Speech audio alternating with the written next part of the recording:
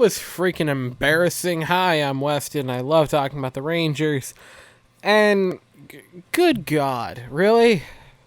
Alright, so here we go. Hockey Day in America. A quadruple header for American hockey, right? To celebrate the Americans in hockey. A special day. Hockey Day in America. You know, the two games before this one, I'm just setting the scene, right? Was an epic Tampa Bay comeback to go from down 3-0 to come back and win their game 6-3. An unbelievable shutout. The Devils shut out the Boston Bruins in Boston, if I'm not mistaken. Unreal game. And then the Rangers come out. And I'm here to recap Game 23 of the regular season. Rangers get massacred 5-1 against the Penguins as the premier time slot for the NHL. Now, the best thing for the NHL, the best thing for hockey would have been an epic game that maybe goes to overtime. But no, the Rangers didn't do that. We got blown out, including a 1-minute period of 3 goals. And I'm going to talk about everything, right? First off, Jacob Trouba was back. He had a pretty nice day. He was pretty good, right? Oh, man. Georgiev. Alexander Georgiev was in net tonight to start the game. And the minute I heard that, I went, oh, so we're going to lose. We didn't want to win 4 in a row, huh? David Quinn wanted to lose? And this isn't to knock Alexander Georgiev. I want to make that abundantly clear. I like Alexander Georgiev. I think he's a very good backup. You know, I like him as a backup. I'm probably misguided in this, but I sort of have that weird gut feeling that Seattle might take him in the expansion draft. Because I think he's a very promising goaltender. So, I hear he's starting, and I'm like, we're going to lose because he's starting a back-to-back. So, game starts, and actually, to my amazement, 18:42 left in the period. Trouba and Buchnevich get the puck over to Mika Zibanejad, who goes blazing in on a 2-on-1 with Alexis Lafreniere. And he just holds the puck, waits for the goalie on the Penguins, I believe his name is DeSmith, waits for him to open the 5-hole, just tosses it right through there, 1-0. Almost immediately, the Rangers are up. The first 15 minutes of this game, the Rangers were incredible. They were moving the puck all over. They had a ton of shots on goal. Georgiev really didn't face any shots. He didn't face a shot till the 11 minutes left in the period. I believe that's when his first shot on goal was around there. Rangers' defense looked great. The offense was rolling. They only had 1 goal, but they were getting tons of shots. They were setting up really well. And I'm like, wow, we are going to win this game, I have a feeling. That was incorrect. So that all happens. And then, right after, 11 minutes, 10:45, Sidney Crosby, for tripping, we get a power play. And I'm like, all right, let's go up 2-0. This is fantastic, I thought. So, a little bit later on, 5:49 left in the period, Lindgren gets a penalty for interference on Sidney Crosby. Now, I'm going to be honest, I didn't think it was a penalty. I thought it was 2 pretty physical players in Ryan Lindgren and Sidney Crosby going for a puck in a battle. I thought it was fine. I wouldn't have called anything. I sort of thought Crosby was doing as much as Lindgren was. I don't know why it was called. I thought it was fine. That being said, they get a power play.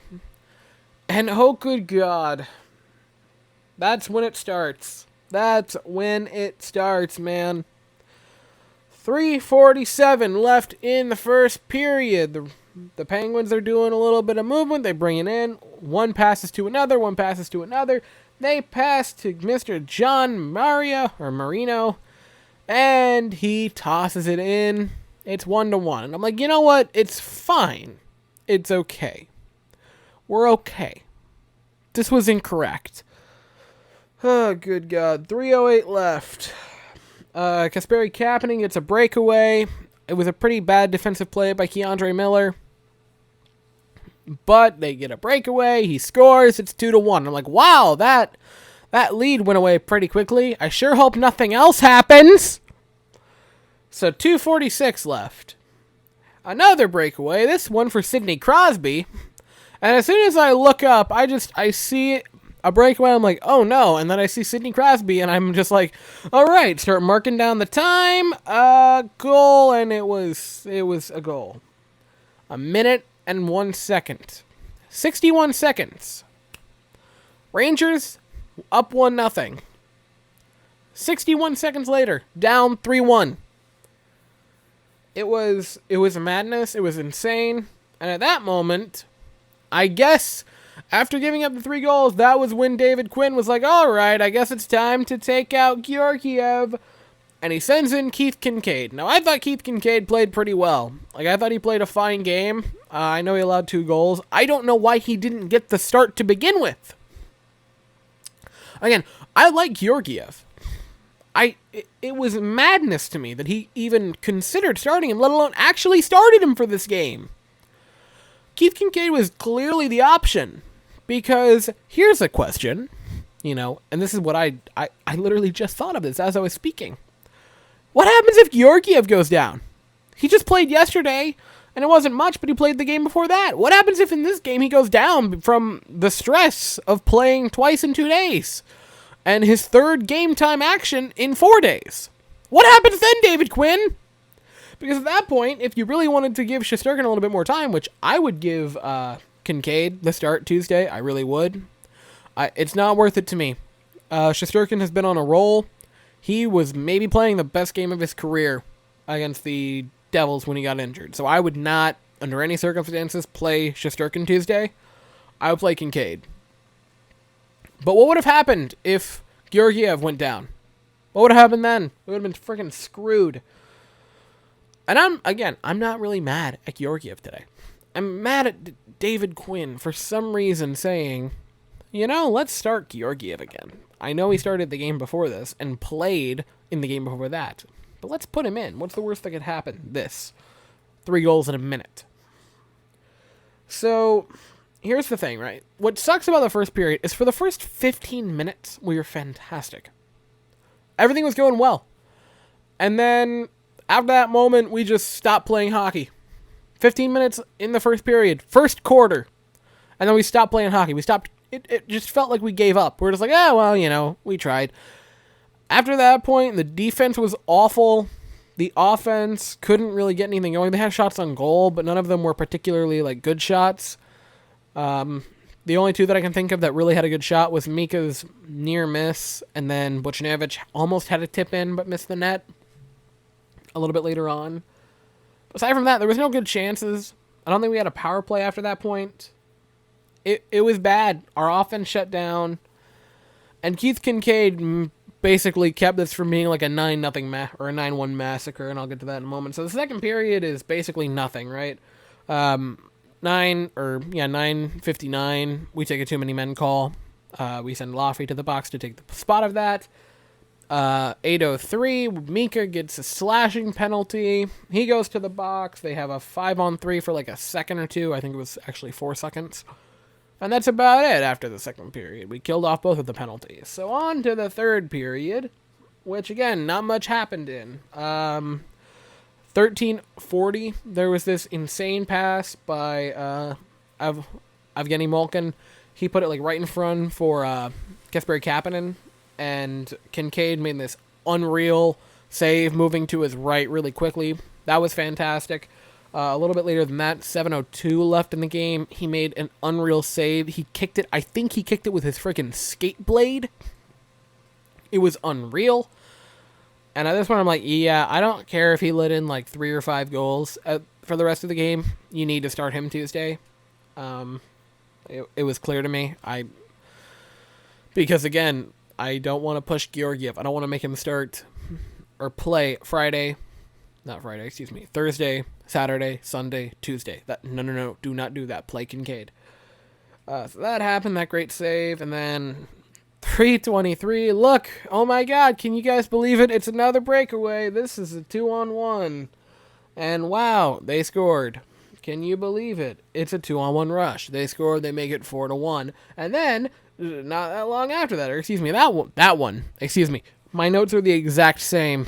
That was at 6:03. At 3:23, another 2-on-1 breakaway, and they score again. So if I'm not mistaken, that is 4 goals given up on odd man rushes. That is unacceptable. That is unacceptable for the defense. That was about it. You know, there was a little bit of a scrum after the game, after time expired. They kind of met up. Phil DiGiuseppe and one of the Penguins, number 14, I don't remember his name, were about to get into a fight, and I think they both realized, this is basically pointless. Let's do this Tuesday. But, man, this was comical. You know, Hockey Day in America. This was supposed to be the most valuable franchise in the NHL, net worth-wise. The New York Rangers, worth over $1.5 billion, to go out on prime time at 7:30 on Hockey Day in America, and they lose 5-1. Georgiev faced 6 shots, 3 of them went in. Again, that's awful. I'm not mad at him.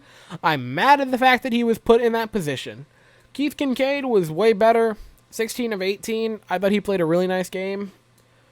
The goals, there's a lot of them. Mika Zibanejad.